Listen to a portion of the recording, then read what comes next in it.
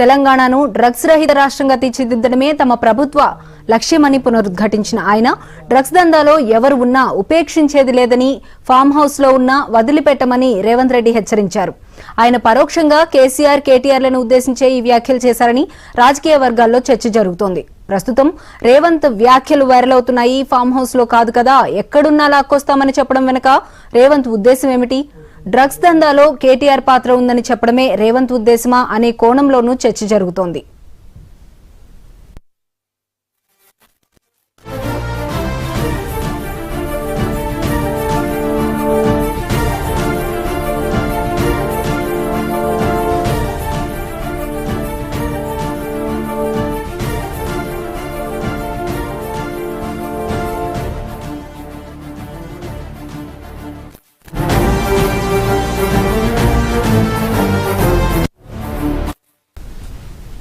అయితే ప్రస్తుతం తెలంగాణ ముఖ్యమంత్రి రేవంత్ రెడ్డి డ్రగ్స్ మాఫియాపై మాట్లాడిన మాటలైతే సంచలనంగా మారాయనే చెప్పాలి. దీనికి సంబంధించి ఈ రోజు డిబేట్ లో పార్టిసిపేట్ చేయడం కోసం బీఆర్ఎస్ అధికార ప్రతినిధి బొమ్మర రామ్మూర్తి గారు, అలాగే డాక్టర్ లింగం యాదవ్ గారు కాంగ్రెస్ పార్టీ జనరల్ సెక్రటరీ మనతో మాట్లాడడానికి సిద్ధంగా ఉన్నారు. ప్రస్తుతానికి బొమ్మర రామ్మూర్తి గారు బీఆర్ఎస్ అధికార ప్రతినిధి జూమ్ లో సిద్ధంగా ఉన్నారు. నమస్తే సార్.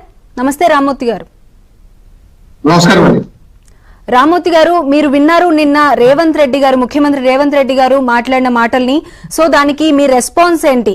అంటే ఫామ్ హౌస్ అనే మాట స్పెషల్ గా పర్టికులర్ గా ఆయన మాట్లాడడం జరిగింది. జనరల్ గా ఫామ్ హౌస్ అనగానే ఎక్కువగా మాజీ ముఖ్యమంత్రి కేసీఆర్ గారే గుర్తొస్తూ ఉంటారు. దీనిపైన మీ ఉద్దేశం ఏంటి? ఎవరిని ఉద్దేశించి మాట్లాడారని చెప్పి మీరు భావిస్తున్నారు?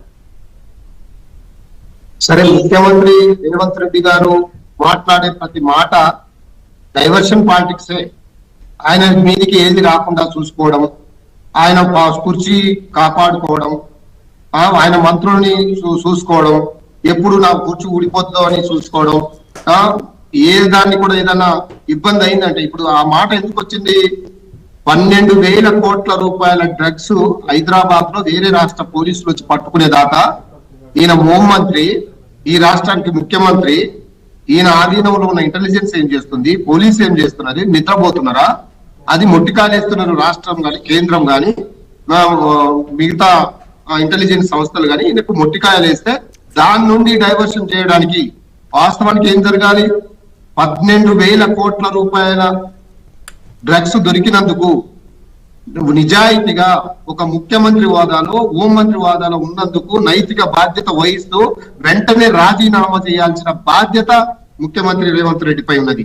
అది కాకుండా మళ్ళీ డైవర్షన్ పాలిటిక్స్, ఫామ్ హౌస్ అని మళ్ళీ డ్రగ్స్ ఎవరున్నారు? అసలు నువ్వే కదా ఈ రాష్ట్రానికి ముఖ్యమంత్రి. రకరకాల కమిషన్ల మీద కమిషన్లు వేసినావు కదా, ఏ ఒక్కటైనా నీవు నిరూపించగలిగినవా? ఫోన్ ట్యాపింగ్ అన్నవు, కాళేశ్వరం అన్నవు, ఇంకెందుకు విద్యుత్ అన్నవు, గొర్రెల స్కామ్ అన్నవు, ప్రతి దాని మీద కోడిగుడ్డు మీద ఈకలు లాగినట్లే తప్ప ఏదైనా నువ్వు సాధించినవా? కాబట్టి నీ పని అయిపోతుంది. నువ్వు అడ్డంగా దొరికిన ఒక దొంగ, నోటుకు ఓటు కేసులో అడ్డంగా దొరికిన నీ దొంగవు, నీ పని ఎప్పుడు పోతుందో, సుప్రీంకోర్టులో నీకు ఎప్పుడు ఇబ్బంది అవుతుందో, ఎప్పుడు నీ మీద శిక్ష పడుతుందో అని ఒక భయంలో నువ్వు వెంటాడుతున్నావు. ఆ భయంలో కూడా నిద్ర పట్టగా కేసీఆర్ గారిని, కేటీఆర్ గారిని, బీఆర్ఎస్ పార్టీని ఎప్పుడు ఏదో రకంగా మాట్లాడుతూ కాలం గడుపుతున్నావు. ప్రజలకు అర్థమైంది నువ్వు వచ్చిన ఈ 2 సంవత్సరాలలో ఏ ఒక్క వర్గమైనా హ్యాపీగా సంతోషంగా ఉన్నదాన్ని నిరూపించండి. మీకు ఆ దమ్ము లేదు, ఆ ధైర్యం లేదు.